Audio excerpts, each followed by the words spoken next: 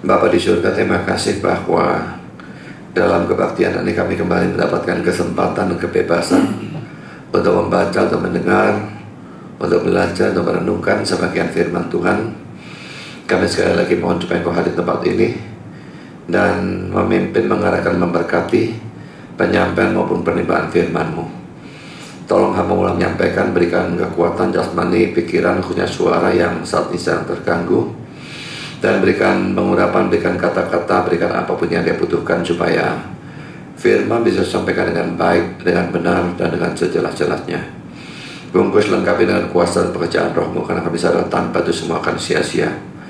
Dan tolong kami semua dalam mendengar, berikan kami hati yang terbuka, kesegaran, konsentrasi, terang, dan buat kami mengerti, buat kami tunduk, jadikan kami bukan sekedar pendengar dan pengerti firman, tetapi juga penanggap dan pelaku firman.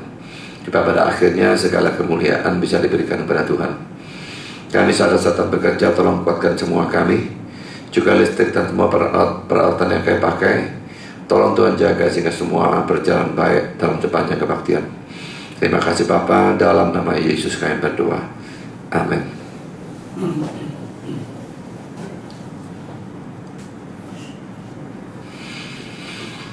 Kita melanjutkan dengan Kejadian pasal 39 ayat 1 sampai dengan ayat 23 yang berbunyi demikian. Jadi kalau Kejadian 37 sudah tentang Yusuf, 38 disela dengan cerita tentang Yehuda dan sebagainya itu. Lalu sekarang melanjutkan ceritanya Yusuf dalam Kejadian 37 ya.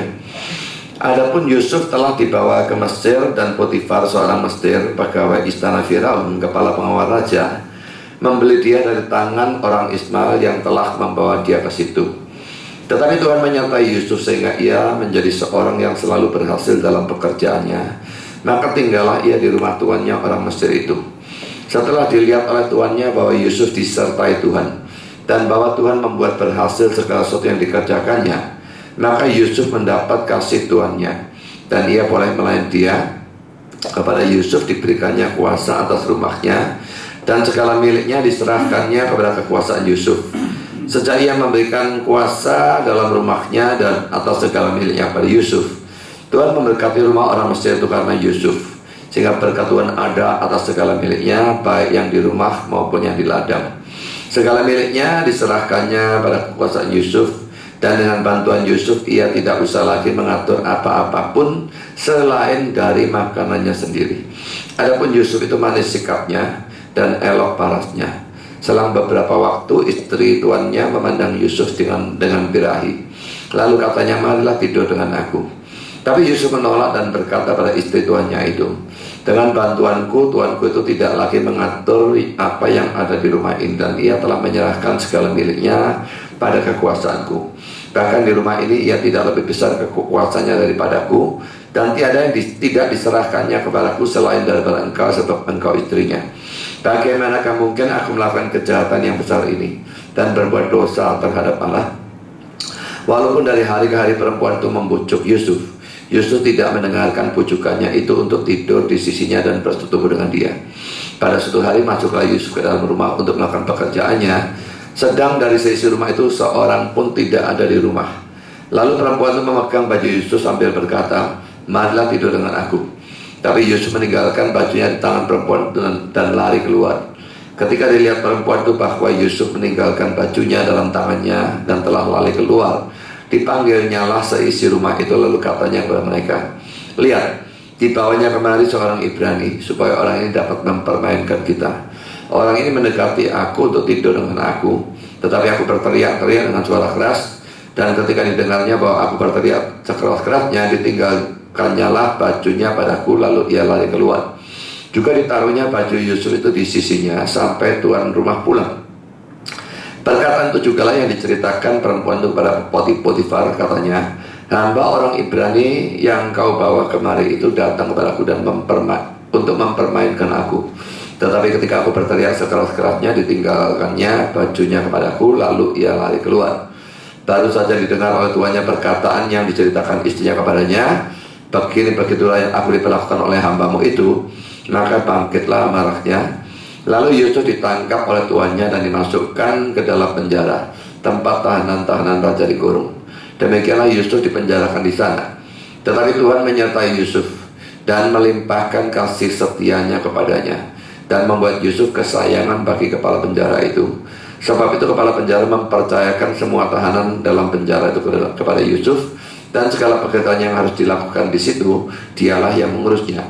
Dan kepala penjara tidak mencampuri segala yang dipercayakannya kepada Yusuf, karena Tuhan menyertai dia, dan apa yang dikerjakannya dibuat Tuhan berhasil. Tempat kita sudah melihat Yusuf dijual kepada orang-orang Ismail ataupun Midian, dan lalu dijual kepada Potifar. Dan sekarang kita melanjutkan cerita itu. Yusuf ada di rumah Potifar di dalam ayat 1 sampai dengan ayat 6a. Ada beberapa hal, saudara. Pertama, saudara, dari kehidupan di rumah ayahnya, di rumah Yakub ya, di mana dia jadi anak emas yang sudah kita pelajari dalam Kejadian 37. Yusuf sekarang dijual sebagai budak kepada Potifar. Saudara, ini suatu kejatuhan yang luar biasa, biarpun jauh dibandingkan Yesus yang Allah jadi manusia. Tapi bagi manusia, dari anak emas yang sebetulnya kaya, tahu-tahu jadi budak. Budak itu begitu rendah, bisa diapakan pun saat maunya tuannya ya. Ini suatu kejatuhan yang luar biasa, dan jelas bahwa kejatuhan seperti ini merupakan hal yang sangat berat bagi Yusuf.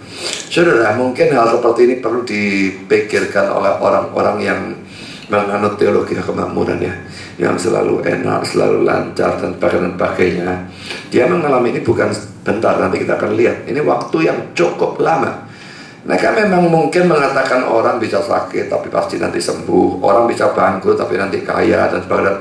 Itu selalu, tapi itu dah kenyataannya bagi Yusuf. Memang nanti balik, tapi ini bertahun-tahun, ini lama sekali.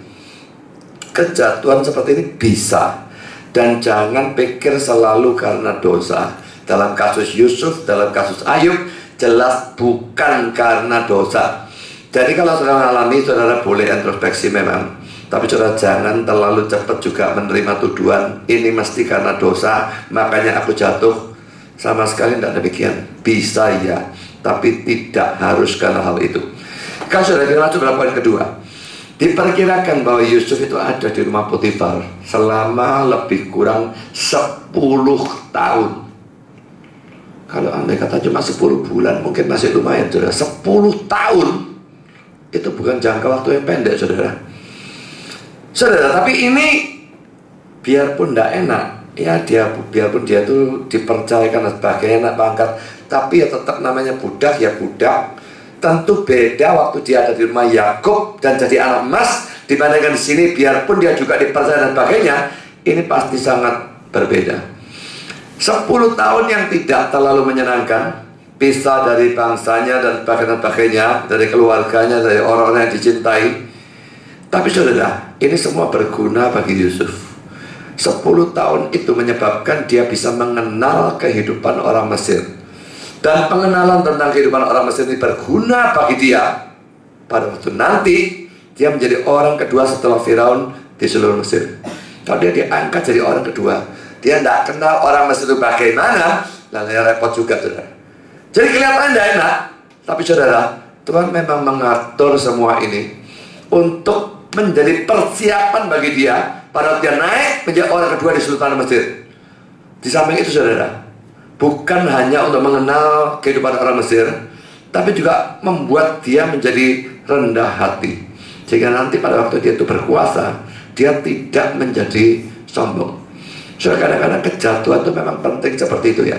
Kita jatuh, kita mengalami problem ini, problem itu, dan hal-hal yang menyesakkan luar biasa. Tujuannya supaya kita menjadi rendah hati.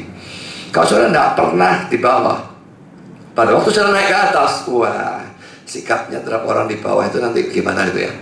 Tapi kalau saya pernah merasakan di bawah, pada waktu naik di atas, biasanya itu akan lebih berpengertian dan sebagainya, tidak sombong, ada kerendahan hati. Jadi saudara, jelas bahwa 10 tahun yang tidak menyenangkan yang dia alami ini, Tuhan atur semuanya untuk kebaikan dia, dan juga bahkan untuk kebaikan semua orang-orang pilihannya. Dan ini sesuai dengan Roma 8 ayat 28. Kita tahu sekarang bahwa Allah turut bekerja dalam segala sesuatu. Ini mutlak saudara ya. Apapun yang tidak enak, apapun yang tidak menyenangkan, segala sesuatu mencakup itu untuk mendatangkan kebaikan bagi mereka yang mengasihi Dia, yaitu bagi mereka yang terpanggil sesuai dengan rencana Allah. Ya saudara, kalau saudara mengalami hal yang tidak enak, tidak menyenangkan, apalagi itu bukan kesalahan saudara, bahkan kalau itu kesalahan saudara, tetap Tuhan bekerja. Segala sesuatu itu menurut saya mencakup dosa. Ada penafsir-penafsir yang tidak setuju itu. Mencakup dosa tidak bisa, apakah ada gelap. Saya bilang omong kosong. Bagi orang pilihan, bagi orang percaya, ini mencakup kalau orangnya jatuh dalam dosa.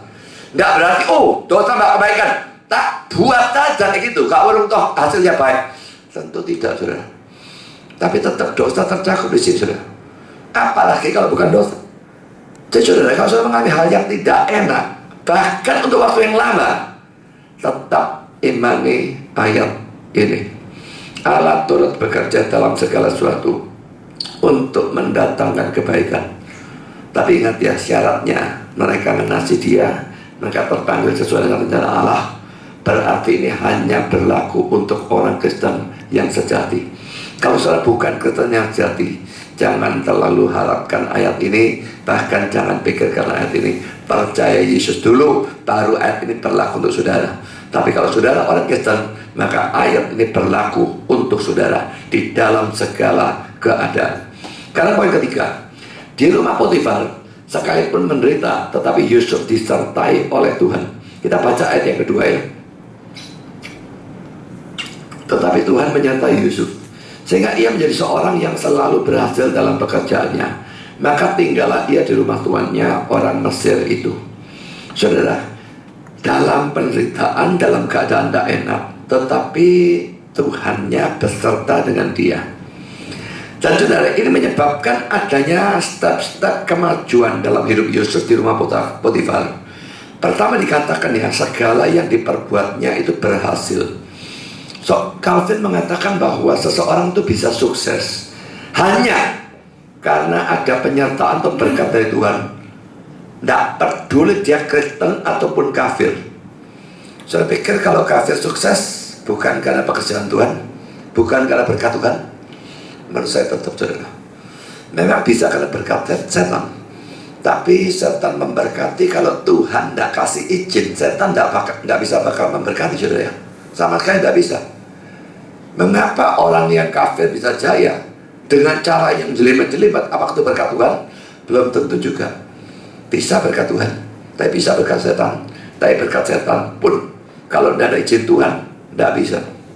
Jadi saudara, penyertaan dan berkat Tuhan, apakah dia Kristen atau dia kafir, itu yang memberikan orang itu kemajuan. Jadi kalau saudara mengalami kemajuan dalam pekerjaan, saudara maju, dalam studi saudara maju, dalam pelayanan saudara maju, dalam apapun saudara maju, sadari saudara, kemajuan itu bukan karena saudara. Dengan rendah hati pandang pada Tuhan dan bersyukurlah, aku maju karena Engkau memberkati. Dan hati-hati dalam kemajuan, jangan itu membawa jadi kepala besar, justru menjadi kejatuhan saudara. Sekarang poin kedua, poin B. Dia tinggal di rumah Potifar dalam ayat 2c. Mungkin tadinya dia tinggal di rumah budak, ada khusus rumah budak, campur budak lain, sekarang dipindah ke rumahnya Potifar. Ini kelihatannya berkat juga, tapi dalam berkat ini terselubung sesuatu yang duri gitu ya, duri dalam daging gitu ya. Ada istrinya Potifar yang naksir dia. Kalau dia di rumah budak itu tidak terjadi, tapi di sini lalu terjadi hal seperti itu. Tapi memang selalu ya, dalam setiap berkat mesti ada bahaya. Jadi karena itu kalau dapat berkat selalu waspada. Karena berkat bisa membuat kita itu lalu kayak lupa daratan dan sebagainya. Lalu justru kita jatuh karena ada berkat. Karena poin sih saudara, Potifar tuh bisa melihat bahwa Tuhan membuat pekerjaan Yusuf berhasil. Saudara, bahwa ini orang kafir bisa melihat pekerjaan Yusuf berhasil karena diberkati oleh Tuhan. Ini sesuatu yang luar biasa ya. Dan itu menyebabkan Potifar mengizinkan Yusuf melayani dia. Kita baca ayat 3 dan ayat 4 ya. Setelah dilihat oleh tuannya bahwa Yusuf disertai Tuhan dan bahwa Tuhan membuat berhasil segala sesuatu yang dikerjakannya, maka Yusuf mendapat kasih tuannya dan ia boleh melayani dia. Kepada Yusuf diberikannya kuasa atas rumahnya dan segala miliknya diserahkannya pada kekuasaan Yusuf. Sudah pertama-tama bahwa Potifar sampai bisa melihat bahwa Yusuf itu sukses karena dalam pekerjaannya, karena Tuhan yang membuatnya berhasil. Ini mestinya menunjukkan bahwa Tuhan menyertai atau memberkati Yusuf dengan cara-cara yang luar biasa. Kalau keberhasilannya itu kelihatan biasa-biasa saja, dia bilang, orang ini memang kerjanya bagus, dia berhasil, wajar. Tapi bahwa dia melihat itu karena penyertaan Tuhan, ini pasti keberhasilan yang bukan sembarang keberhasilan. Keberhasilan yang sangat khusus, bisa terlihat bahkan oleh mata orang kafir. Yang kedua, saudara, Tuhan memberkati, tetapi Yusufnya itu tetap bekerja ya. Jadi tidak bisa karena ya berhasil, tidak, itu kan Tuhan yang berkati. Jadi saya santai-santai saja, tenang-tenang saja, tidak bisa. Kita melakukan bagian kita, Tuhan memberkati. Dan dari mana kita tahu bahwa dia bekerja? Ayat 2 ada kata pekerjaannya, ayat 3 ada kata dikerjakannya, ayat 4 ada kata melayani dia. Saudara, Tuhan tidak akan memberkati orang yang malas, yang tidak mau bekerja. Ini dalam dunia rohani maupun dalam dunia sekuler. Kalau saudara tidak mau rajin bekerja, tidak mau rajin dalam pelayanan, jangan terlalu berharap pelayanan saudara itu bisa berbuah. Rajin saja bisa, buahnya itu tidak ada, atau setidaknya tidak kelihatan. Apalagi santai-santaian. Kalau kita malas santai-santaian, malah mungkin bisa berkatnya kelihatan, seolah-olah buah. Tapi nanti Tuhan sendiri akan menunjukkan buah ini rontok atau tidak, buah ini busuk atau tidak.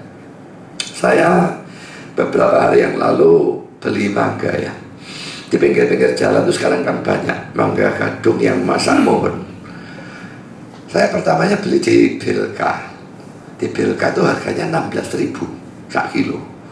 Larang sudah ya. Waktu saya beli, ada nyonya satu tanya, berapa? 16.000. Wadah, di pinggir jalan 8.000, 10.000. Sudah bagus-bagus. Kok pikir murah ya? Saya betul lewat jalanan, saya lihat, 7.500 itu harganya. Terus suatu kali saya berhenti, saya jualan orang Kristen juga.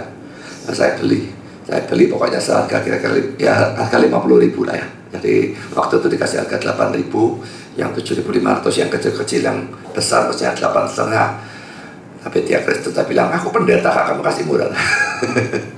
Waduh, anak Tuhan yang boleh dikasih murah. Ya 8.000 kata dia. Lalu saya beli 50.000, jadi 6 kilo lebih. Dan luar bagus, saudara.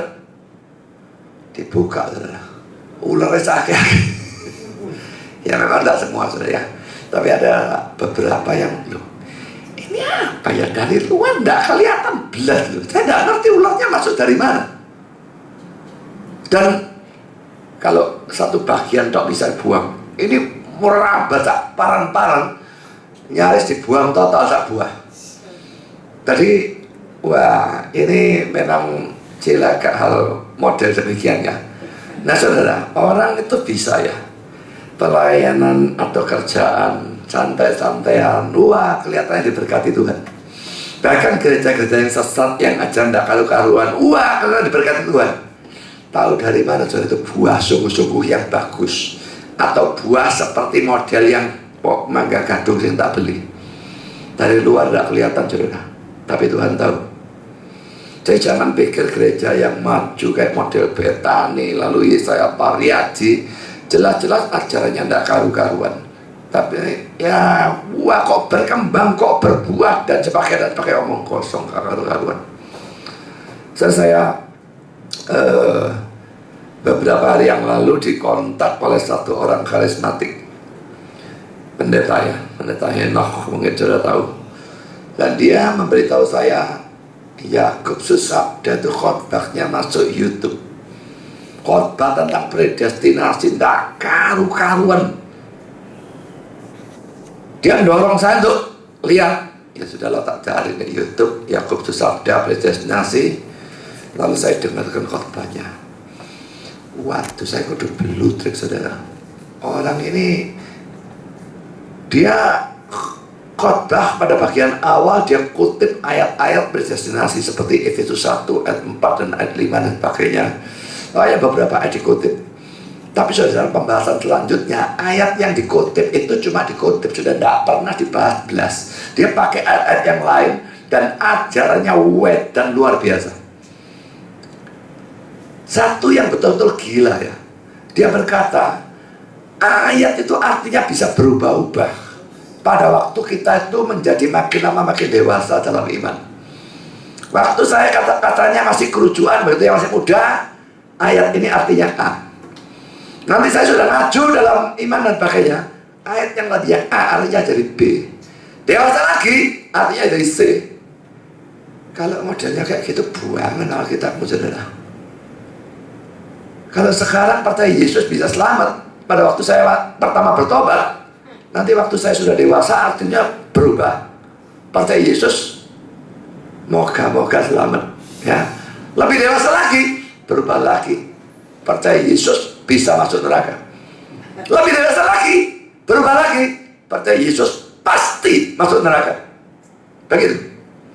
Kalau memang Alkitab itu artinya bisa begitu, menjadi objektif tergantung, menjadi subjektif tergantung kita, itu bukan lagi firman Tuhan, saudara. Dan seumur hidup saya belum pernah mendengar dari orang sesat manapun bahkan metode hermeneutik model seperti itu, statement tentang penafsiran Alkitab seperti itu, saya tidak pernah dengar. Dan lalu saya pikir orang ini gendeng ya. Itu saya berikan ke Isra, saya berikan ke Edi Medan, dan saya berikan pada beberapa orang. Saya juga minta Chandra Johan download, masukkan ke DVD saya, karena saya khawatirnya nanti di YouTube dihapus, kita tidak bisa lihat lagi. Lalu barusan ini di grup tertentu ada orang masukkan juga khotbahnya Yakub, tapi temanya beda, saudara. Biarpun mirip, yang saya lihat itu temanya predestinasi. Yang dia berikan temanya unconditional election. Nah itu belum saya lihat, tapi saya lihat sepintas. Loh, ini beda, dua khotbah yang beda. Cuma isinya apa, mirip apa enggak, di dalamnya saya belum lihat. Nah saudara, orang ini saya pikir tambah lama-lama sedang. Waktu diskusi dalam grup, saya bilang Yakub itu bukan saja tidak reform, dia tidak Kristen. Saya dapat dulu orang bilang Yakub ini ngamuk, suruh ngamuk Yakub. Saya kepingin tahu dia berani ngamuk, dan saya bilang pada orang itu, asal kamu tahu saja ya, hubungan Yakub Susabda dengan saya itu dulu bagus. Saya utang budi dia yang memberikan saya referensi ke RTS sehingga saya diterima di sana. Yakub kan orang Indonesia pertama masuk di RTS, orang kedua Cornelius Kusuwanto, orang ketiga saya. Dia yang kasih referensi sehingga saya masuk. Jadi hubungan baik. Tapi saya lalu lihat ajaran dia jadi tidak karu-karuan, dan puncaknya di Bali tahun 2003 yang Gigi juga saksikan waktu itu. Dia mengatakan bahwa orang yang mati tanpa Kristus tidak harus masuk neraka. Dan sejak itu saya katakan Yakub itu sesat, blacklist, tidak boleh khotbah. Saya tidak mau undang dia dalam keadaan apapun. Tapi saudara, sekarang lihat Yakubnya. Wah, jadi komandannya STTRI. Lalu dia dipakai di Betani. Ya dah, Betani mau pakai. Coba dia reform sungguhan, pakai enggak? Saya kepingin lihat. Coba dia Injil sungguh-sungguh, reform sungguh-sungguh. Justru karena dia sesat, setan buka jalan. Apa itu buah? Buah busuk, saudara. Jadi saudara, hati-hati menilai buah. Kita tidak gampang lihat, saudara.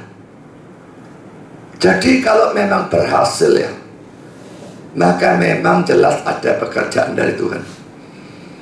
Dari sini saudara kembali kepada apa yang kita bahas ya. Potifar bisa melihat Yusuf sukses dalam pekerjaannya. Jelas itu ada berkat Tuhan secara luar biasa. sampai dilihat oleh orang yang bahkan adalah orang kafir. Kalau kita mau lihat dalam Kristen lagi saudara, Billy Graham ya, dulu abad 20 penginjil top dunia ya. Siapa tidak kenal nama Billy Graham? Sekarang sudah sesatnya karu-karuan. Jadi bagaimana pelayanannya dulu, saya tidak ngerti ya. Apakah memang buah atau tidak, saya tidak tahu. Dan Stephen Tong ini juga ya masih lebih lumayan dari Yakub ya. Tapi saya juga melihat beberapa kekonyolan yang tidak karu-karuan, yang tidak seharusnya dilakukan. Peringatan bagi kita saudara ya, belajar terus. Begitu berhenti belajar, saudara tetap. Dan jangan terlalu mengandalkan apa yang disebut buah. Orang boleh saja muji Tuhan, muji saudara setinggi langit. Wah, kamu sukses, kamu berhasil, apakah itu secara sekuler atau secara rohani. Tapi saudara, buah yang sebenarnya Tuhan yang menilai. Sekarang saudara, Yusuf ini bekerja. Ini gimana tuh? Tuhan tidak mau memberkati orang yang malas, yang tidak mau bekerja. Jadi saudara, kalau kita bekerja, dia baru mau memberkati. Saudara, ini sesuatu hukumnya. Kecuali memang kita tidak bisa bekerja. Kalau Israel di padang gurun, memang tidak bisa bekerja. Mau nandur gimana saudara? Nandur padang pasir itu hari pertama, tidak bakal cukup. Kalaupun cukup, mereka berangkat. Cukup terus ini apa? Gimana? Ditahan, dibawa, taruh di pot. Ya tidak masuk akal.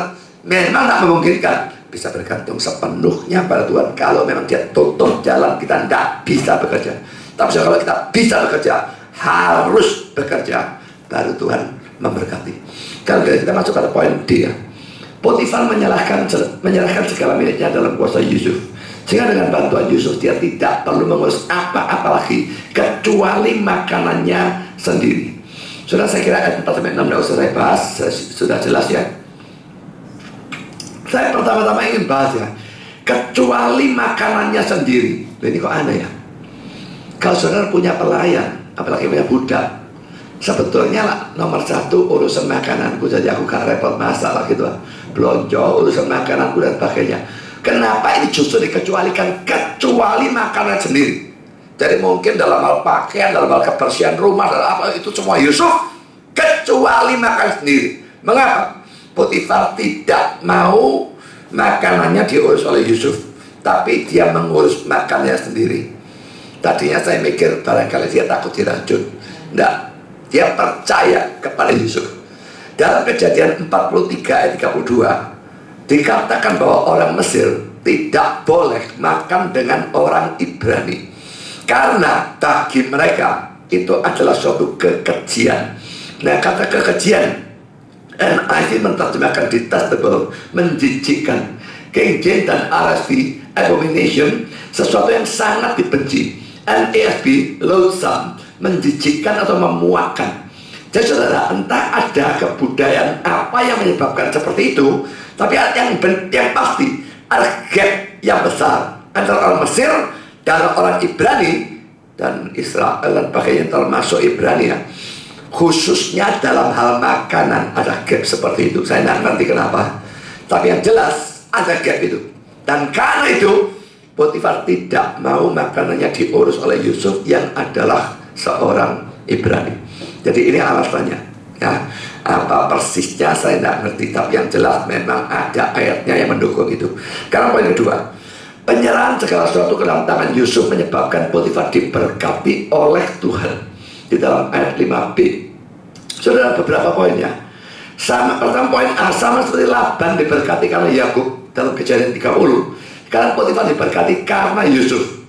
Saudara, orang yang dekat dengan anak Tuhan yang saleh memang bisa kecipratan berkatnya.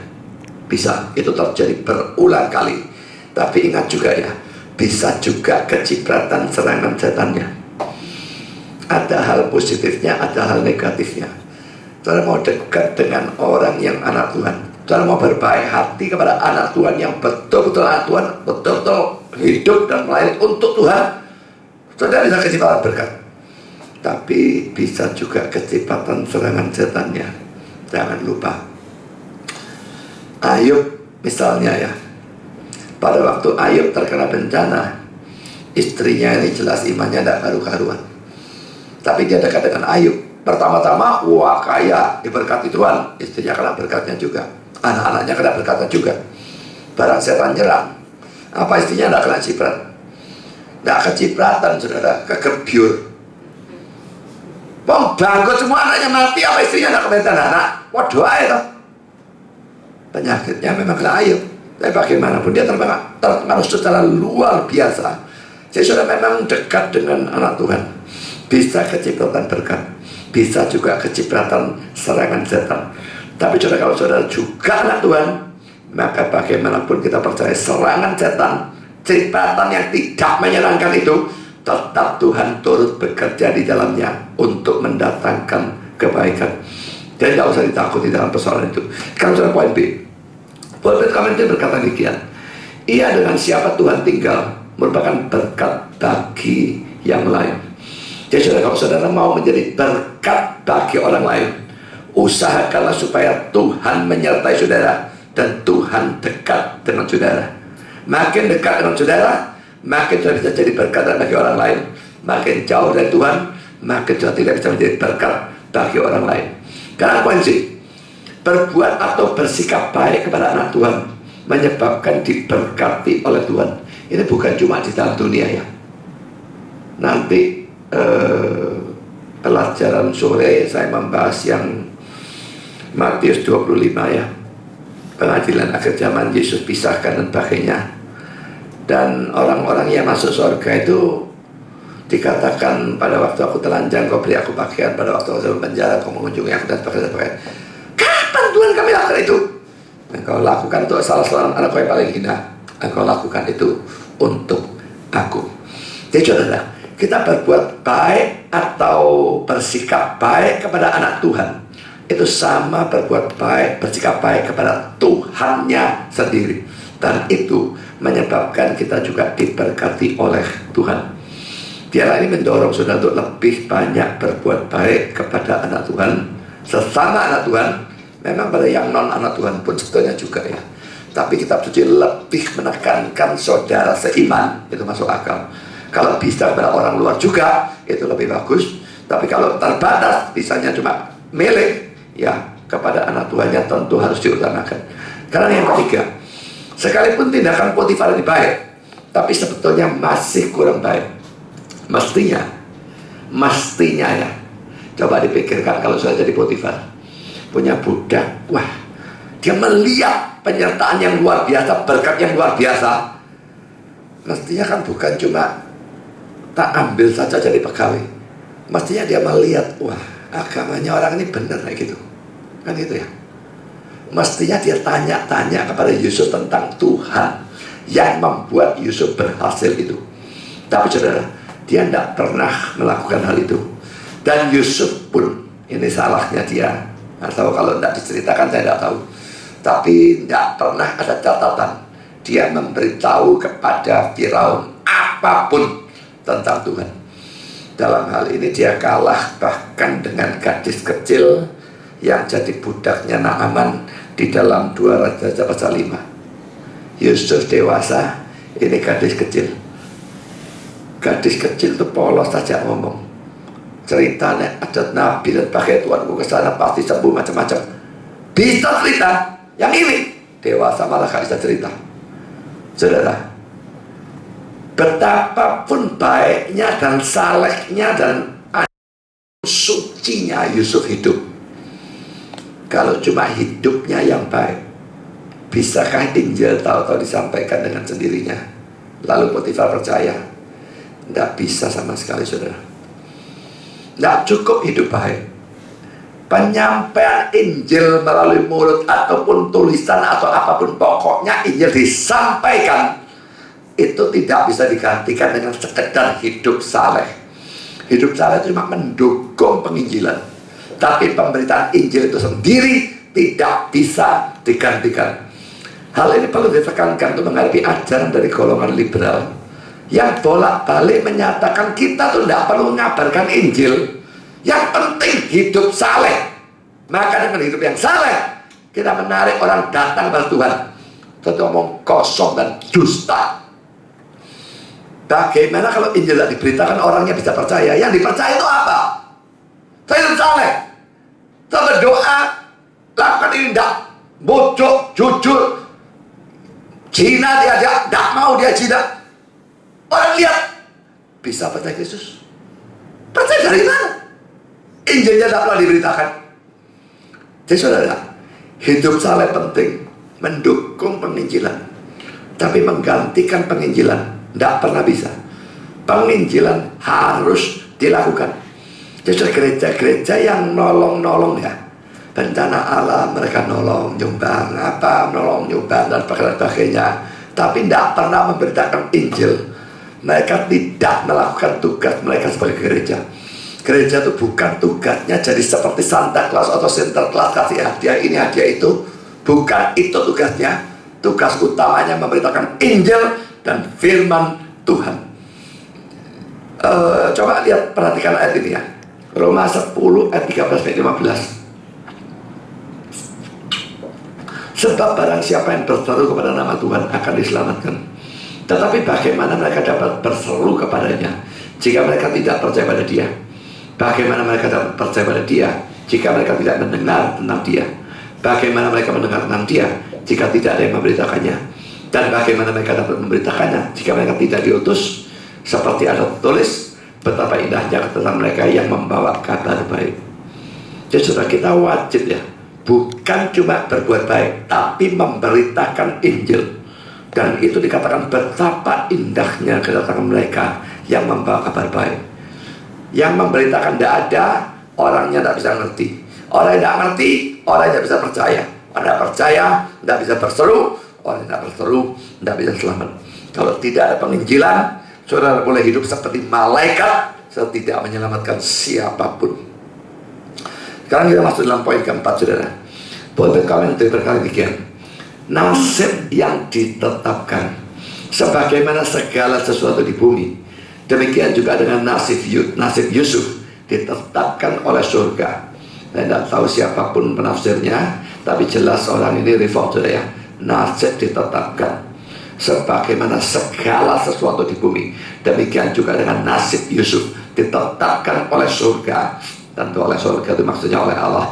Dan tidak diragukan lagi bahwa pengenalan akan hal ini oleh Yusuf mencegah dia dari bersungut-sungut dan mengilhami dia dengan keyakinan yang penuh sukacita, bahkan pada masa-masa yang paling gelap. Apakah Yusuf memang percaya, saudara, bahwa pada waktu dia dijual dan sebagainya itu adalah nasib yang ditentukan oleh Tuhan? Sudah jelas, saudara. Kejadian 45 nanti, kejadian 50, waktu dia ketemu kembali dengan saudara-saudaranya, dia mengatakan, bukan engkau yang menjual aku, tetapi Tuhan.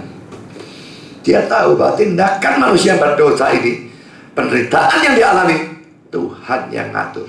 Tuhan yang mengirim dia ke Mesir untuk memelihara keluarganya dalam 7 tahun kelaparan. Jadi saudara, mengalami apapun, kalau kita percaya bahwa itu ditetapkan oleh Tuhan, bahkan hal itu sangat tidak enak, apakah saudara itu miskin atau sakit atau keluarganya berantakan atau apapun, kalau kita percaya Tuhan mengatur itu, dan kita memang ada Tuhan, dan kita percaya segala sesuatu ditetapkan oleh Dia, diatur oleh Dia untuk kebaikan kita, kita akan ditahan dari bersungut-sungut. Tapi kalau kita tidak melihat tangan Tuhan dalam segala keadaan, dalam penderitaan, akan sangat gampang kita bersungut-sungut.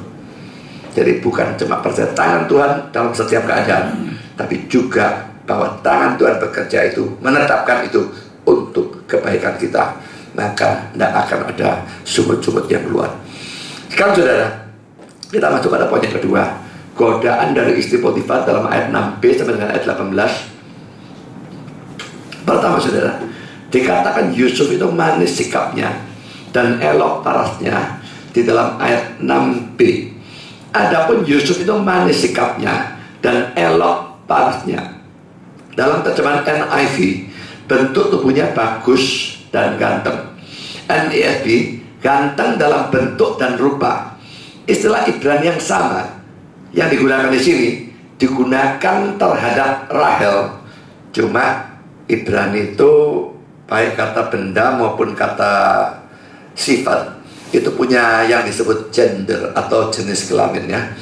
Nah, karena Yusuf ini laki, maka kata yang digunakan adalah gender laki, jenis kelamin laki. Untuk Rahel, jenis kelaminnya perempuan. Tapi sebenarnya kata yang digunakan itu adalah sama. Jadi saudara, kelihatannya dia parasnya ganteng, bentuk badannya juga bagus. Ada orang yang ganteng tapi jemblem gitu ya. Ada yang bentuknya bagus, mukanya gak karu-karuan berantakan, tapi dia bagus dua-duanya. Wajahnya bagus, bentuk tubuhnya bagus. Ini secara fisik betul-betul sempurna gitu ya. Karena yang kedua, istri Potifar tertarik kepada Yusuf dan mengajak Yusuf untuk melakukan hubungan seks. Lalu saya adalah dia bosnya. Ini budak. Budak itu milik tuannya. Mau diminta bagaimanapun dia mesti harus mau. Mestinya. Ayat 7 kita baca. Selang beberapa waktu, istri tuannya memandang Yusuf dengan birahi. Lalu katanya, marilah tidur dengan aku. Sudah beberapa poin yang saya bahas sudah ya. Pertama poin A. Ayat 7 berkata bahwa hal itu terjadi setelah selang beberapa waktu. Ini bukan jarak singkat saudara. Ini terjadi sekitar hampir 10 tahun setelah Yusuf dijual oleh saudara-saudaranya. Kalau kita lihat waktu-waktunya, ini sebentar lagi dia masuk penjara, nanti ketemu juru minuman dan pakai bebas jadi orang kedua Mesir. Itu bisa dihitung waktunya. Ini hampir 10 tahun setelah dia dijual oleh saudara-saudaranya.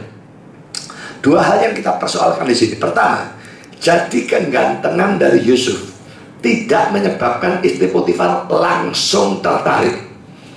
Kalau saudari, saya katakan saudari, karena ini Potifar punya istri karena perempuan ya. Kalau saudari sudah menikah dan langsung tertarik pada waktu melihat orang ganteng, saudari lebih brengsek dari istri Potifar. Dia baru tertarik setelah 10 tahun. Karena poin kedua, ini menunjukkan kehebatan Yusuf ya. Bisa nolak. Dia sudah 10 tahun hidup di kalangan orang kafir, kerohaniannya bisa tetap terjaga dengan baik. Dia bisa saja beralasan, lah aku budak, harus nurut lah. Bisa saja. Ini mau kok dia yang ngajak, kan bukan salahku. Kucing dikasih dendeng, nah salah siapa? Masa salah kucingnya? Jadi saudara, satu macam bisa diberikan, tapi dia tidak. Dia menolak. Sekarang poin B, memandang Yusuf dengan birahi, itu ayat 7. Saya kata-kata dengan birahi itu tidak tahu muncul dari mana. Sebetulnya tidak ada. Bagian ini sebetulnya hanya menunjukkan bahwa istri Potifar melihat atau mengamati Yusuf. Tetapi saudara, ajakan mengadakan hubungan seks dalam ayat 7b jelas menunjukkan bahwa hal itu, melihat itu, berkembang menjadi suatu keinginan seks memang. Ya. Dan dua hal di sini. Pertama, jelas bahwa keinginan berzina istri Potifar datang melalui matanya. Dan jelas bahwa orang perempuan juga bisa melanggar Matius 5 ayat 28. Sekalipun secara umum ya, tidak sesering laki-laki ya, memandang seseorang dan menginginkannya, jelas menginginkan suatu hubungan seks. Laki jauh lebih cepat kalau urusan begini. Lihat perempuan lalu kepingin, dan itu sudah dosa. Tapi saya pernah memperdebatkan ayat ini waktu saya di Amerika. Dan saya debat dengan seorang teman saya ada istrinya. Waktu saya kutip Matius 5:28, dia mengatakan ini sebetulnya tidak terlalu cocok untuk perempuan. Karena perempuan tidak seperti laki. Laki memang tertarik hanya melihat sudah. Kalau perempuan itu harus melalui sentuhan. Tapi nyatanya di sini tidak. Nggak ada sentuhan, nggak ada apa. Jadi saudara, perempuan pun bisa seperti itu. Dan jangan pikir kalau ayat itu bicara tentang orang laki, Matius 5:28 itu, orang memandang seorang perempuan berarti dia laki. Berarti laki tok yang kalau mandang lalu ingin lalu dosa. Tentu tidak. Perempuan ya pasti diperlakukan, itu pasti berlaku bolak-balik. Berlaku untuk kedua gender. Sekarang sudah poin kedua. Bandingkan dengan ayat 31 ayat 1 yang menunjukkan bahwa salah satu kesalahan Ayub adalah menguasai matanya terhadap cewek. Saya kira satu-satunya orang yang dibicarakan dalam Alkitab yang melakukan ini. Mungkin yang lain ada tapi tidak dibicarakan. Tapi satu yang dibicarakan ini. Ayub 31 ayat 1. Aku telah menetapkan syarat bagi mataku. Masakan aku memperhatikan anak darah. Ini begitu saleh orang ini sampai melihat cewek, tidak mau. Dia takut jatuh dalam dosa, dia tidak mau. Kalau kita juga tidak mau ya. Tidak mau ucul, menjeli terus ya. Tapi Ayub tidak mau lihat cewek. Ini betul sesuatu yang luar biasa. Tapi umur berapa Ayub bisa melakukan ini? Itu suatu tanda tanya. Ya, saya tidak percaya ada orang laki yang normal yang tidak pernah jatuh dalam dosa pelanggaran Matius 5:28. Itu pasti tidak bisa tidak. Tetapi Ayub sudah pada masa yang sangat rohani. Dia bisa menguasai tidak persoalan itu. Sekarang poin sih, setan banyak menggunakan godaan seks untuk menghancurkan orang Kristen ataupun hamba Tuhan. Sudah saya ingat waktu sekolah teologi ya. Dosen saya itu, saya lupa dia ngajar apa, pokoknya berhubungan dengan pastoral ya. Pastoral counseling saya kira atau apa, saya tidak ngerti apa. Dan dosen saya itu adalah dekan dari Reformed Theological Seminary, sekolah saya di Amerika itu. Suatu kali dia masuk dan dia tanya kepada semua mahasiswa, apa yang paling kamu hargai dalam hidup ini? Semua jawab macam-macam, saudara. Keluarga, tulis sama dia keluarga. Kedua, pelayanan, tulis. Tiga, gereja, Tuhan, apa, tulis semua, dia tulis semua. Jawaban siapapun tulis. Lalu dia bilang satu kalimat yang mengejutkan ya. Setan menawarkan, ambil semua ini dari kamu. Hanya dalam tidur 15 menit dengan seorang perempuan. Dan waktu dengar itu, waduh rasanya tersentak luar biasa. Menawarkan 15 menit, ambil semua yang paling kita hargai di dalam hidup ini. Tapi apalagi yang lebih mengagetkan, saudara? Setelah saya pulang dari Amerika, lalu entah berapa waktu setelahnya, saya ketemu orang yang saya kira kalau tidak salah Rahmiati Tanujaya, barangkali kalau saya tidak salah, saya lupa persisnya.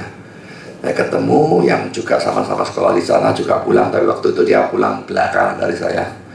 Dan dia berkata, dosen ini, dekan ini, dipecat dari ATS karena jatuh dalam perzinahan dengan sekretarisnya. Saya tahu sekretarisnya memang cantik, seksi. Si dekannya welek, saudara. Kok sekretarisnya ya mau sama orang kayak begitu, saya nggak ngerti gimana.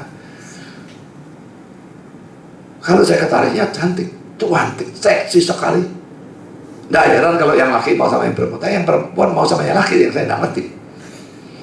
Tapi saya juga pernah ngomong-ngomong di sana. Teman saya yang Amerika itu berkata, orang perempuan Amerika itu lebih senang gait orang yang sudah beristri daripada gait laki yang single. Mengapa? Kalau gait orang laki yang sudah beristri, dia merasa, wah, aku lebih hebat dari istrinya. Nah, sana si single lebih hebat dari siapa? Tidak ada apa-apa lah. Dan mereka tidak pernah peduli orang itu perawan atau joko atau tidak, kan ngurus sama hal-hal model seperti itu, dan seperti orang di sini, saudara. Tapi saudara, poinnya adalah memang hal seperti ini selalu bisa jatuh. Orang laki, orang perempuan manapun bisa jatuh. Godaan seks itu tidak ada ceritanya, ada orang kebal. Saudara tahu kemarin Pak Andoko datang ya. Bagi saya itu hadiah Natal. Saya kira bagi saudara semua juga ya. Bukan karena dia kaya atau dia pemilik gedung, bukan itu ya. Tapi saya memang senang dengan dia tuh ya. Dan dia saya anggap sebagai orang yang sangat berguna, pengetahuannya luas dan ya Pak, pokoknya banyak ya. Nah, kemarin dia sempat cerita pada saya, istrinya dia kan dulu Katolik ya, dan waktu dia bawa ke sini istrinya, saya khotbah, memang saya gempur Katoliknya, saya tunjukkan salahnya, saya nginjil banyak, tujuan saya supaya dia bertobat. Tapi yang terjadi dia justru marah. Lah, tapi sekarang saudara, dia justru menjadi anti Katolik. Kenapa saya tidak ngerti? Pokoknya sekarang jadi aktif reform. Tulis dia percaya. Dia ikut stresnya Sucipto. Lalu dia beli buku-buku di Momentum, baca. Katanya Pak Andoko lebih rajin dari aku, kata dia. Lah, suatu kali dia tuh pernah datangi Sucipto Subeno. Lalu dia tanya kepada Sucipto, kamu bisa tidak jatuh dalam dosa seks? Suciptonya di luar dugaan saya jawab, bisa. Saya pikir orang so suci itu bakal mengatakan tidak bisa. Enggak. Wah, isinya Pak Andoko, itu pendeta mau bisa jatuh gimana? Lah Pak Andoko bilang, jawaban Sucipto benar. Saya bilang, iya benar. Saya nggak nyangka dia jawab itu. Benar, tentu saja. Cuma istrinya Pak Andoko belum cukup mengerti, belum cukup punya pertumbuhan rohani yang bagus, sehingga nggak bisa ngerti gimana kok pendeta bisa menganggap jatuh. Lah iyalah, nggak pernah baca Daud tak gimana. Lah Daud itu lebih dari pendeta, dia nabi kok. Bisa jatuh, kenapa pendeta bisa jatuh? Dia saudara, nggak ada orang yang kebal di dalam persoalan ini. Dan karena itu kita harus sangat waspada di dalam persoalan seperti ini. Ada orang-orang yang bodoh ya, yang pasangan hidupnya dipercayakan kepada orang yang lawan jenis. Dan itu terjadi bolak-balik saudara. Si A punya istri, punya kenalan baik juga, dipercayakan pergi bareng. Kadang-kadang ini cuma pacar dipercayakan pada orang, akhirnya diserobot. Istri percayakan pergi bareng, agak popo itu konco dan sebagainya. Konco sudah tidak ada konco kalau urusan seks saudara. Jadi dalam hal seperti ini tidak boleh saudara mempercayakan kepada orang yang lawan jenis. Kalau sesama jenis ya mungkin bisa nanti jadi lesbi, ya itu terlalu jauh dipikir saudara ya. Tapi kalau lawan jenis saudara, jangan bodoh untuk mempercayakan istri kepada lawan jenis atau mempercayakan pacar kepada lawan jenis. Ini suatu kebodohan dari orang yang lugu ya, terlalu lugu, terlalu tidak mikir bahwa dunia ini memang, apalagi dalam persoalan ini brengseknya bukan main. Jadi saudara, ini sesuatu yang harus diwaspadai oleh semua orang tanpa kecuali. Karena poin D, dalam persoalan ini sebetulnya Potifarnya juga salah, tidak bijaksana. Nah, saya bicarakan saudara, dia terlalu percayakan istrinya. Dia biarkan Yusuf, padahal dia tidak buta kan ya. Dia bisa lihat Yusufnya ganteng, mestinya lebih bagus dari dia. Tinggal di rumahnya dan bahkan meninggalkan Yusuf sendirian dengan istrinya. Dalam ayat 11, nanti kita akan baca lagi, jadi saya kira tidak perlu. Jadi ditinggalkan sendirian dengan istrinya. Ini juga sesuatu yang sudah sangat-sangat buruk. Saya dengar bolak-balik loh saudara, istri yang selingkuh dengan sopir dan sebagainya itu orang bawahan, tapi terjadi selingkuh dan sebagainya, laki-laki ditinggal. Mungkin suaminya pikir mosok sih mau dengan sopir. Nah sudah seks ini sudah tidak ada urusannya saudara. Itu yang meninggalkan suaminya dengan pembantu. Oh kaisa saya beburan kok gak kira mau gak. Siapa sih gak mau? Nyarap aja orang laki saudara. Sangat bisa. Jadi saudara, itu sesuatu yang sangat-sangat tetap harus dijaga. Jangan mencobai pasangan hidup saudara dengan cara tinggal dengan orang dengan lawan jenisnya. Ini tidak bijaksana sama sekali.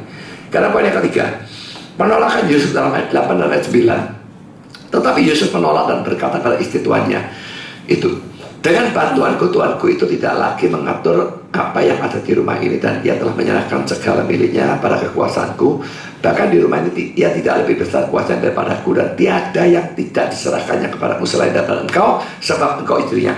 Bagaimanakah mungkin aku melakukan kejahatan yang besar ini dan berbuat dosa terhadap Allah?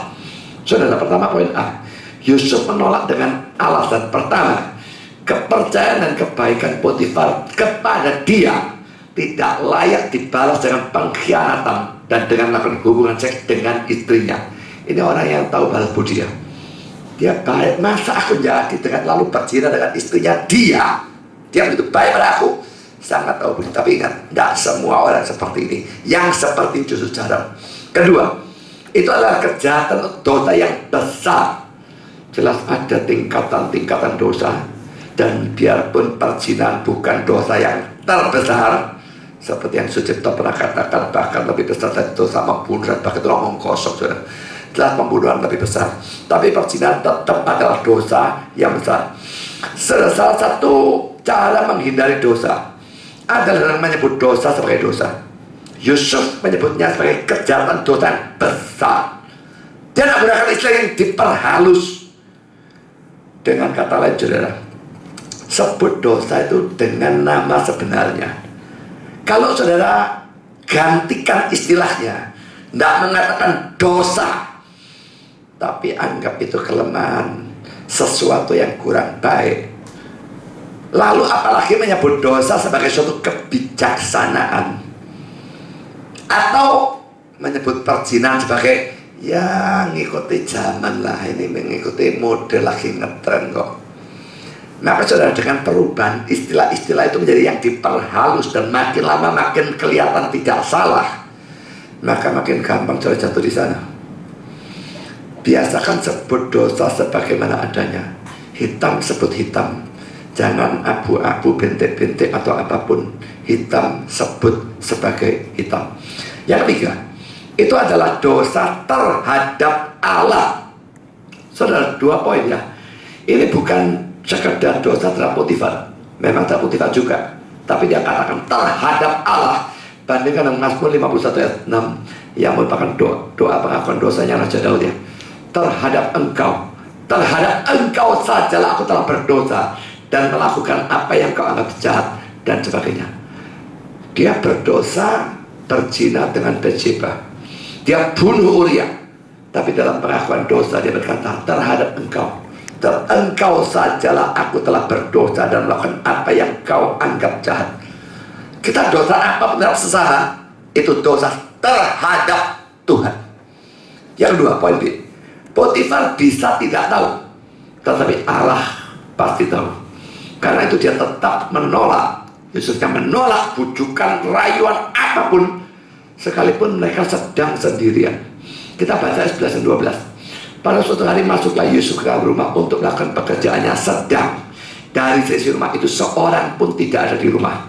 Lalu perempuan memegang baju Yusuf sambil berkata, marilah tidur dengan aku. Tapi Yusuf meninggalkan baju di tangan perempuan itu dan lari keluar. Saudara, kalau orang ini, perempuan ini ngerayu Yusuf, kira-kira dia pakai pakaian yang bagaimana, saudara? Pakaian lengkap, pakai blue jean, lalu jaketan dirangkap 3 begitu. Saya bayangkan dia pakai pakaian yang you can see all begitu ya. Nggak tahu pakaian rawang, nggak tahu pakaian bagaimana, saya nggak ngerti. Dan mereka sedang sendirian. Kalau Yusuf melakukan, siapa yang tahu? Oh, sifatnya nggak ada. Nggak ada orang lain kok. TST. Selesai, lakukan saja. Oh, sana minta kok. Tapi saudara, dia tetap menolak. Sesuatu yang luar biasa. Dan saudara, hal yang penting diperhatikan saudara, Yusuf ini tidak menolak dengan alasan yang dibuat-buat. Bisa saja, aku sedang sakit, sedang tidak enak badan. Bisa saudara. Tapi kalau orang menolak seperti itu, ini penolakan yang sangat tidak pantas ya dilakukan oleh orang Kristen. Banyak, tapi saya tahu orang diajak temannya untuk berzina, nggak berani mengatakan, menolaknya nggak berani mengatakan, nggak, itu dosa. itu menyakiti hati Tuhanku. Tidak berani. Mungkin karena tidak mau menyerang si pengajak, atau mungkin lebih besar kemungkinannya takut ditertawakan si pengajak yang tahu, lu kamu dulu berzina, lu dulu bareng, lu sekarang ngomong dosa. Sebetulnya kalaupun dia tahu, kenapa sih? Kalau dia berkata, kamu dulu berzina, ya? Dulu lain, sekarang lain, sekarang aku udah mau, titik. Jadi saudara, kalau diajak dan sudah menolak, jangan buat-buat alasan yang tidak benar. Sedang sakit lah, sedang tidak punya uang, sedang repot.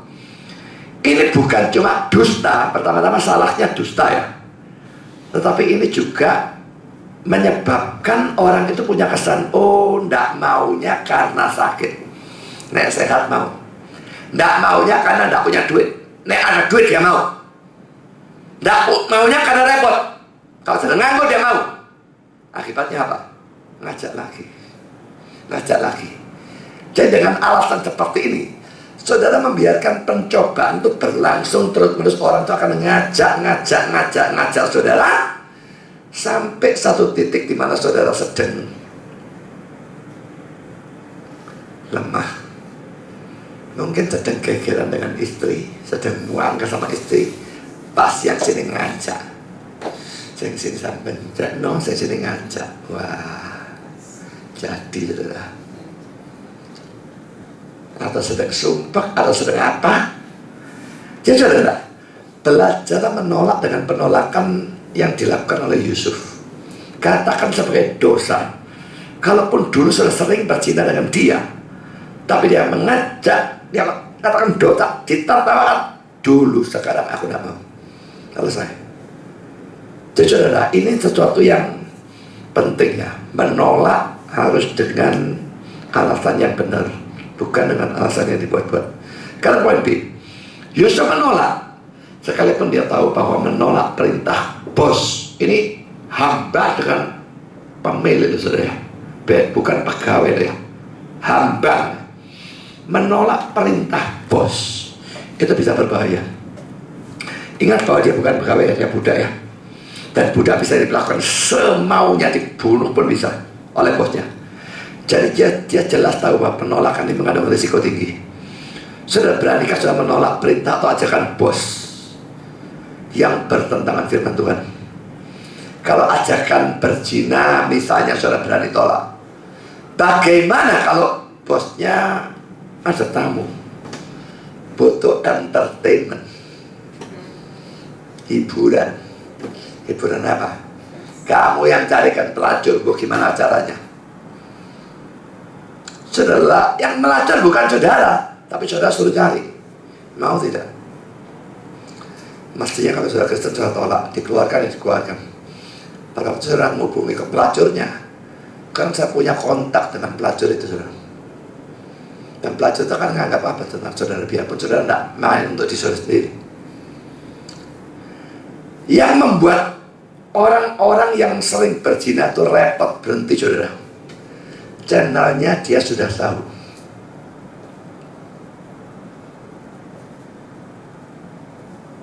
Kalau orang tidak pernah lakukan seperti itu, channelnya dia tidak tahu. Ya, channelnya sudah ada, nomor teleponnya ada. Apalagi pakai handphone canggih-canggih itu, foto-fotonya tuh cewek-ceweknya dia punya ada kabel. Jadi channelnya sudah gampang, saudara. Teman-teman saya itu cerita, mobil itu sudah kodenya katanya. Mobil berhenti di sekolah-sekolah SMA, saudara. Dan bahkan itu sekolah kayak madrasah dan sebagainya. Mobil berhenti, ini bukan ngasih channel ya, jangan sampai dilakukan tak. Kodenya sudah, dia duduk di muka, tapi pintu belakang dibuka sedikit, cukup dibuka sedikit. Dia orang yang masuk dewe, saudara. Terus saya bilang, lu ini masuk dewe moro-moro wele ya Pak? Lu gampang, ya ngomong aja lu. Udah Pak, masuk sama aku. Nggak jadi aku.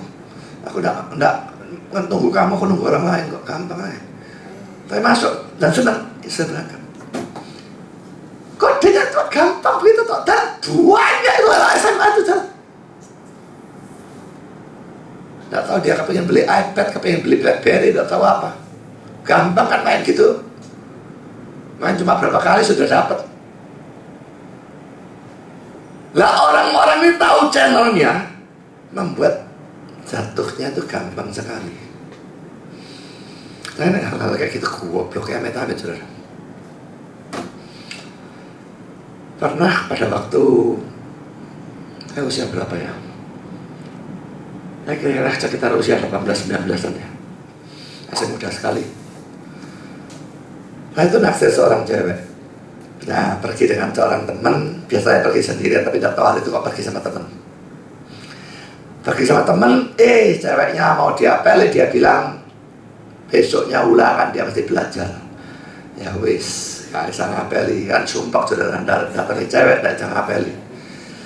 Nah teman saya bilang, ayo bagi cewek lain jam 10 ya, bagi cewek. Oh gak apa-apa, ini buka sampai isu. Saya gak ngerti saya bagaimana. Kalau dia sih nyetir, saya gak ngerti bagaimana. Tahu-tahu parkir masuk, ini apa ini? Rumah dengan cahaya remeng-remeng, lampu warna-warni, di mana-mana laki wedok lah. Saya nggak ngerti itu Kang Doli, saudara. Nggak ngerti belas, saya nggak pernah kesana belas. Pelenggong kayak orang goblok itu. Tapi saudara, saya bersyukur saya nggak ngerti channelnya. Saya nggak pernah punya nomor teleponnya orang-orang model sama sekali tidak. Kalau sekali tahu channel, gampang sekali jatuh berulang-ulang. Jadi yang punya channel saya itu buangan lah, itu nomor teleponnya buangan, delete, habis, selesai. Channelnya hilang. Lebih suka pakai channel untuk jatuh. Kalau channelnya ada, sangat gampang untuk jatuh.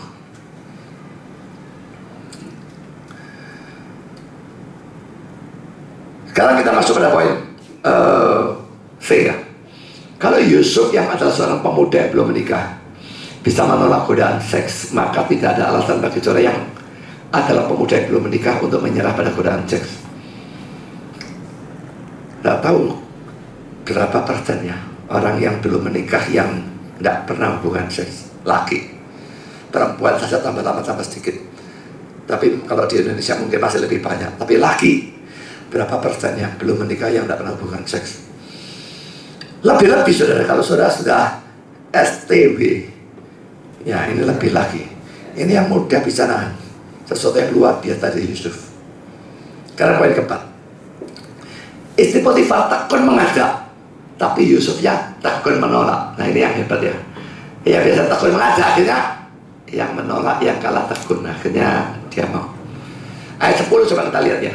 Walaupun dari hari ke hari perempuan itu membujuk Yusuf, dari hari ke hari perempuan membujuk Yusuf. Yusuf tidak mendengarkan bujukannya itu untuk tidur di sisinya dan bersetubuh dengan. Pertama poin A, istri Potifar mengajak terus dari hari ke hari dan betul-betul luar biasa dia tekun dalam menolak. Nggak gampang tekun menolak ya. Pernah dengar cerita yang pendeta naik kereta api ya? Ya ini nggak tahu ini cerita atau dongengan atau apa. Pendeta naik kereta api itu kan duduk kan depan ya. Lah dia duduk berhadapan dengan cewek yang cantik, seksi, lalu pakaiannya minim. Wah dia tak kepingin gila saudara. Tapi dia terus berdoa, Tuhan tolong aku menghadapi pencobaan dan sebagainya. Tapi gimana? Setelah ceweknya ngerem, ceweknya terlempar, kereta apinya ngerem, ceweknya terlempar ke pangkuan si pendeta. Pendeta yang peluk cewek dan teriak, Tuhan jadilah kehendak-Mu.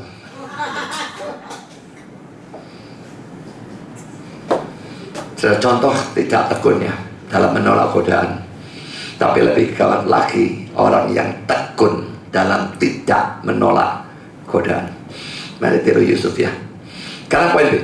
Lebih dari itu, Yusuf tidak mau bersama-sama dengan dia. Tadi terjemahnya bahasa Indonesia ini ngawur saudara ya. Yusuf tidak mendengarkan bujukannya itu untuk tidur di sisinya dan bersetubuh dengan dia. Itu terjemahan kita. Tapi saya terjemahan dari NIV. He refused to go to bed with her or even be with her. Ia menolak untuk tidur dengan dia atau bahkan bersama dengan dia. Dan ini bukan cuma terjemahan NIV ya. King James, RSV, NIV juga ada kata-kata be with her, ada atau bersama dengan dia. Jadi saudara, dia tidak mau dekat-dekat dengan pencobaan. Dan ini adalah sesuatu yang penting dalam mengalahkan godaan jenis ini, saudara. Kalau saudara mau mengalahkan godaan jenis ini, saya dulu sudah jatuh-jatuh terus dan sebagainya, mau mengalahkan. Tapi saudara dekat-dekat, aku dekat lah gak apa-apa, pokoknya aku gak jawil-jawil. Tapi saudara, biasanya dari ecek-ecek akhirnya jegur kan. Jadi jauhi. Kalau memang itu bukan kelemahan saudara, ya mungkin gak apa-apa. Tetapi orang yang bukan kelemahannya ini apa ya, banyak saudara. Amsal 5 ayat 8, jauhkanlah jalanmu daripada dia. Dia itu kalau dilihat konteksnya perempuan jalan. Dan janganlah menghampiri pintu rumahnya. Saat saya diajak teman saya itu, andai kata saja saya itu tahu, saya tidak akan mau. Dan saya tidak ngerti apa-apa, saya orang yang tidak terlalu jalan. Saya tidak tahu doli itu dari mana. Dia mau baca. Dan memang ada godaan, saudara. Dia omong nih si cewek itu, koncoku si Joko, ayo taruang, bisa menenok apa enggak? Aku kurang ajar. Perempuannya duduk sebelah saya, ngerayu saya mati-matian, pangku dek saya, ngajak saya main gratis. Gak, tolak mati-matian saya gak. Sampai ngamuk, dia ngece-ngece, wah kawani main apa-apa, saya gak peduli. Nah pulang saya tanya teman saya, kan ngomongnya apa kok aku dijak gratis segala macam. Tak jaksunya, tak taruhan. Saudara, ini makanya pergaulan itu sesuatu yang membahayakan ya. Ya pergaulan saya dulu tuh anak geng. Dalam anak geng itu yang jumlahnya kira-kira 30-35 orang, yang tidak pernah main sama cewek itu cuma 2 atau 3. Yang lain pergi pelacuran dan begitu hal biasa sudah. Jadi saudara, jangan dekat-dekat merasa kuat. Kita tidak kuat. Amsal 5:8, makanya jauhkanlah jalanmu daripada dia. Janganlah mengambil pintu rumahnya. 1 Korintus 6:18a, jauhkanlah dirimu dari percabulan. Saudara, ada orang yang sekalipun berusaha untuk tidak melakukan dosa, tapi dia tetap ingin sedekat mungkin dengan dosa. Ini menunjukkan kecintaannya pada dosa itu, dan akhirnya dia justru jatuh lagi.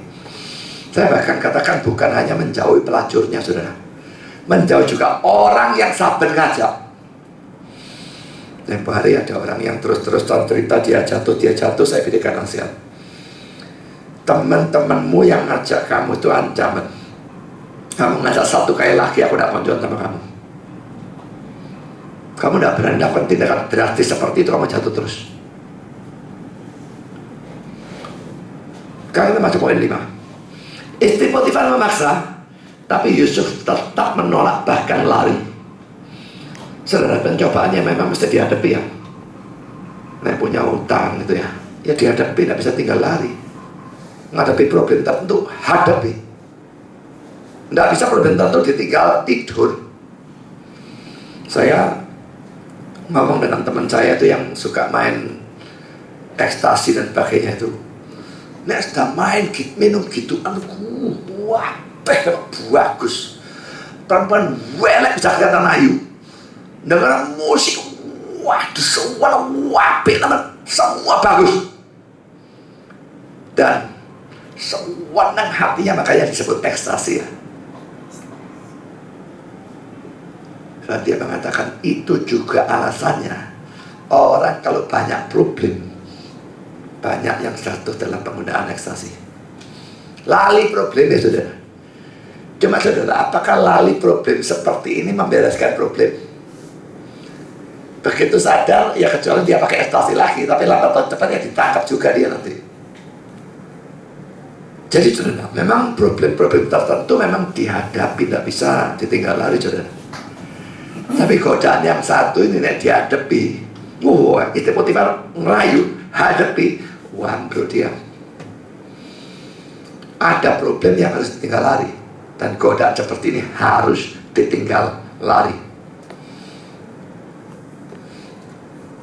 Di sini Yusuf melakukan hal yang benar. Dia lari, bukan lari mana nih ya? Dia lari keluar, tinggalkan. Sekarang poin yang ke-6.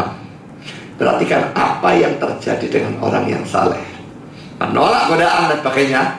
Apa yang terjadi, saudara? Dia mendapatkan fitnah. Ayat 13 sampai dengan ayat 18, saya kira tidak perlu dibacakan, saudara tahu ceritanya ya. Ada beberapa alasan mengapa istri Potifar memfitnah Yusuf. Tapi fitnah itu, saudara, ini banyak sekali, sebanyak-banyaknya di mana-mana. Dan yang saya nggak habis pikir, kelompoknya Suentolio dan sebagainya itu, ini bukan cuma Suentolio, Stephen Leo, Andrew Leo yang hebat. Anak buahnya kabeh pemfitnah. Dan Jesuat itu kutip katakannya Suentolio, dan saya bahas tulisannya, saya tahu tuh tulisannya Suentolio, Stephen Leo, masukkan. Dan fitnah semua, dan mereka tidak peduli. Bila fitnah tetap masukkan, dan bukan cuma danjet toh, banyak. Yang kafir kata begini, kafir kata begitu, padahal tidak pernah ada ajaran kafir seperti itu. Dan saya tidak habis pikir, maka sampai saya ngomong, kelompok ini sebetulnya ya, kalau saya lihat masuk webnya mereka, pengakuan imannya GBIA itu ya, sebetulnya lumayan Injili. Percaya Alkitab sebagai firman Tuhan, percaya Yesus menebus dosa, satu-satunya jalan, hanya keselamatan, hanya karena iman. Percaya semua. Ada beberapa poin yang tidak setuju, tapi itu bukan hal yang dasar. Dasar benar. Tapi saya tetap waktu ditanya orang, mereka masuk surga tidak? Tidak. Kepercayaan mereka benar, tapi mereka punya iman tanpa perbuatan. Saya percaya orang bisa jatuh dalam dusta, dalam fitnah, saya percaya. Tapi yang terus-terusan gitu dalam dusta dan fitnah secara sengaja seperti itu, saya tidak percaya. Itu omong kosong. Tapi dunia ini penuh dengan fitnah, bahkan dalam gereja. Mengapa dia fitnah? Mungkin jengkel atau merasa terhina, ajakannya ditolak. Ini jelas ya. Kedua, mungkin ketika Yusuf lari keluar, ada budak-budak lain yang melihatnya dan lalu masuk dan melihat istri Potifar dengan jubah Yusuf di tangannya. Daripada dia yang dicurigai, dia lalu memfitnah Yusuf, seakan-akan Yusuf yang berusaha memperkosa dia. Perhatikan sekarang cara istri Potifar memfitnah Yusuf. Pertama, dia menyebut Yusuf sebagai orang Ibrani. Pertama poin A ya, semua keturunan Eber. Lihat sendiri Kejadian 11 ayat 16. Disebut sebagai orang Ibrani. Kedua poin B, dia menyebut Yusuf sebagai orang Ibrani karena orang Mesir punya perasaan anti Ibrani. Kejadian 43 ayat 32 yang tadi saya sebutkan ya. Lalu dihidangkan makanan bagi Yusuf sendiri, bagi saudaranya tersendiri, dan bagi orang-orang Mesir yang bersama-sama makan dengan mereka itu tersendiri. Sebab orang Mesir tidak boleh makan bersama-sama dengan orang Ibrani, karena hal itu suatu kekejian bagi orang Mesir. Jadi ada sentimen, maka disebut Ibrani disengaja. Kedua, dia tidak berkata mempermainkan aku. Kalau mau memperkosa dia akan mempermainkan aku. Dia berkata mempermainkan kita. Kita sing dia terhadap sama dia. Dari bolo ya. Ini kurang ajar sekali ya. Kata mempermainkan dalam bahasa Ibrani ya, menggunakan kata yang sama seperti yang digunakan dalam Kejadian 26 ayat 8. Ribka waktu itu dengan Ishak dikatakan bercumbu-cumbuan dalam terjemahan kita. Nah, kata yang digunakan itu sama. Karena poin ketiga, dia sengaja menyalahkan Potifar waktu Potifar datang. Kelihatan dari mana? Ayat 14. Lihat, dibawanya kemari. Dia yang bawa ya. Ayat 17, kau bawa kemari. Ini seperti siapa, saudara?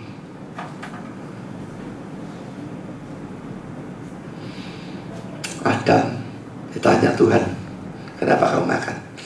Perempuan itu nyala masih sana lah. Potifar bawa Yusuf ke sana. Potifarnya salah apa sebetulnya? Kalau saja dia tidak bernafsu seperti itu, ya tidak ada masalah. Yang salah dia. Tapi dia salahkan Potifar, tujuannya apa? Supaya Potifar jadi marah dan menghukum Yusuf. Karena kita masuk pada poin ketiga, saudara. Yusuf di dalam penjara, dalam ayat 19 sampai dengan ayat 23. Saudara, Potifar jadi marah, ayat 19 ya. Baru saja didengar oleh tuannya perkataan yang diceritakan istri yang padanya, begini begitulah aku diperlakukan oleh hambamu itu, maka bangkitlah amarahnya. Saudara, kelihatannya, dan dari dulu saya pikir dia percaya begitu saja fitnah istrinya. Tetapi saudara, banyak penafsir yang meragukan bahwa Potifar menghukum Yusuf karena dia percaya begitu saja cerita istrinya. Banyak dari penafsir yang berkata enggak, dia enggak percaya. Alasannya saudara, ayat 19 mengatakan Potifar bangkit amarahnya, tetapi tidak dikatakan bahwa dia bangkit amarahnya kepada Yusuf. Mungkin sekali bangkit amarahnya kepada istrinya. Dia tahu istrinya yang brengsek. Poin B, ada hal-hal yang tidak masuk akal dalam cerita atau fitnah istri Potifar ini. Seperti, kalau dia memang berteriak-teriak, mengapa tidak ada orang yang dengar? Kedua, kalau Yusuf berusaha memperkosanya, maka lebih cocok kalau pakaian istri Potifar yang ada di tangan Yusuf, dan bukan pakaiannya Yusuf ada di tangannya istri Potifar. Kalau orang waras, itu pakai logika, banyak mikir. Potifar mestinya bukan orang yang bodoh yang dia pangkat tinggi kok. Mestinya bisa mikir. Dan dia mestinya bisa melihat hal-hal ini dan mencurigai cerita istrinya. So kalau dengar fitnahnya atau gosip atau apapun, mikir dulu. Misalnya dalam kasus saya itu ada banyak cerita fitnah di luar yang sebetulnya saya pikir kalau orang mau mikir sedikit aja kelihatan kalau cerita itu tidak masuk akal. Cuma repotnya orang-orang itu tidak senang saya. Jadi diterima saja. Mereka kepingin berita itu benar, ya mereka terima, tidak peduli faktanya. Tapi tidak mikir ya bahwa menerima begitu mereka jadi pemfitnah di hadapan Tuhan. Dengan gosip, dengan fitnah, jangan gampang percaya saudara. Pikirkan apakah itu masuk akal atau tidak. Ada hal-hal yang akan muncul yang menunjukkan ini tidak masuk akal. Sebetulnya ada. Hal yang lain saudara, poin C, Yusuf cuma dihukum penjara. Dia ini budak. Potifar mau bunuh dia, mau disembelih, boleh, tidak ada hukum yang melarang. Budak kok, bisa dilakukan apa saja. Kalau Potifar memang percaya bahwa Yusuf berusaha memperkosa istrinya, tidak akan hukumannya begitu ringan, cuma di penjara. Jadi saudara, banyak karena itu penafsir bilang Potifar itu tidak percaya. Tapi kalau dia tidak percaya, kenapa kok tetap Yusuf dihukum? Karena saudara, pertama, dia tidak bisa membuktikan ketidakbenaran kata-kata istrinya. Curiga, tinggal curiga. Membuktikan tidak bisa. Kedua, dia lebih mempercayai kata-kata budak daripada istri. Itu sesuatu yang dia sebagai orang berpangkat tidak bisa lakukan. Tidak bisa karena nanti, wah, jadi omongan ini. Sebetulnya harus dilakukan betul. Ketiga, dia tidak mau mempermalukan diri sendiri. Kalau istrinya merayu Yusuf, mukanya dia ditaruh di mana, saudara? Berarti istrinya sudah tidak senang dia, lalu kepingin sama budak Ibrani. Lalu mukanya dia ditaruh mana? Jadi, akhirnya dia memutuskan menghukum Yusuf. Biarpun hukumannya lebih ringan dari yang seharusnya. Tapi saudara, tentu saja ini adalah sikap yang salah. Belajar saudara, benar tetap benar, tidak peduli apapun. Salah tetap salah, tidak peduli apapun.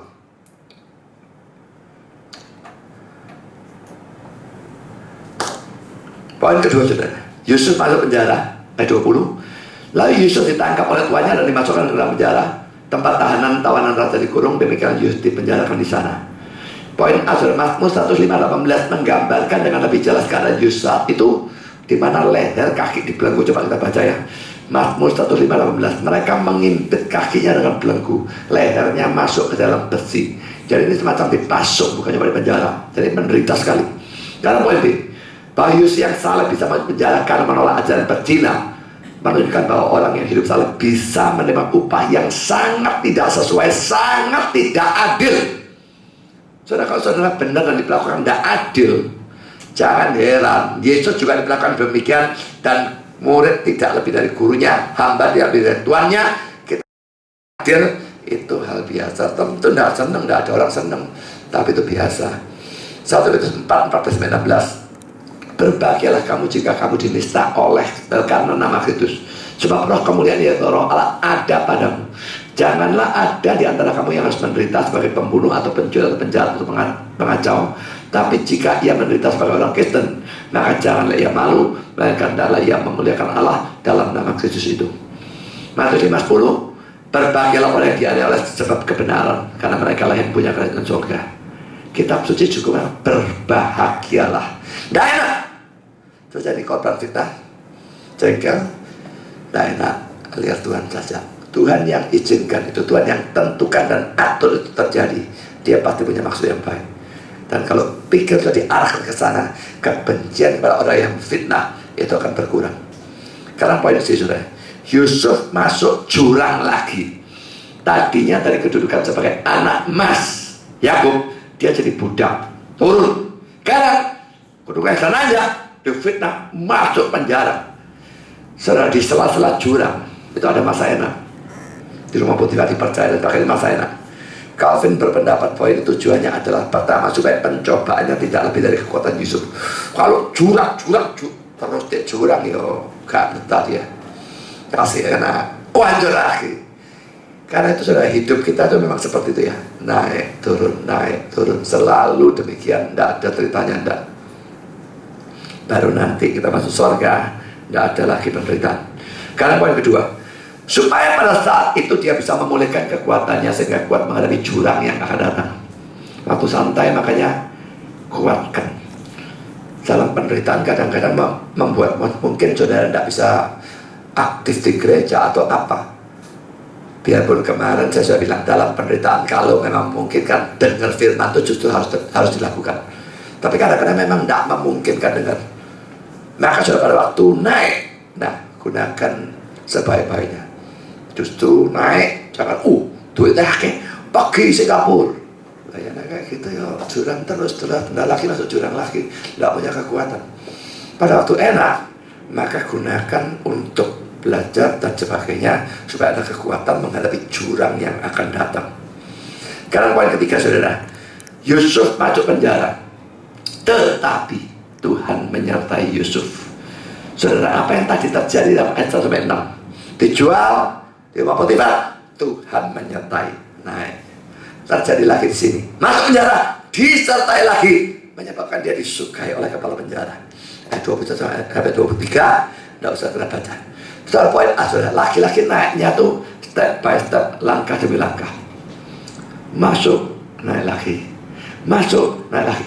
Tapi setiap masuk jurang dan sebagainya, Allah masuk jurang bareng dia. Itu yang penting saudara ya. Saudara dalam jurang, yang penting Tuhan beserta saudara. Kalau Tuhan beserta saudara, jurang apapun saudara akan kuat bertahan. Tapi kalau saudara masuk lubang kecil saja tapi dewean, itu yang silakan. Poin B, Tuhan yang membuat Potifar maupun kepala penjara senang terhadap Yusuf. Tuhan yang membuat orang senang, Tuhan juga membuat orang benci atau tidak senang. Memang hati manusia ada dalam tangan Tuhan, dan dia arahkan kemanapun dia mau. Jangan berikan beberapa ayat referensi ya. Hakim 14 ayat 4. Simpson pergi ke Timnah, dan di situ ia melihat seorang gadis Filistin. Ia pulang dan memberitahukan kepada ayahnya dan ibunya, di Timnah aku melihat seorang gadis Filistin, tolong ambillah dia menjadi istriku.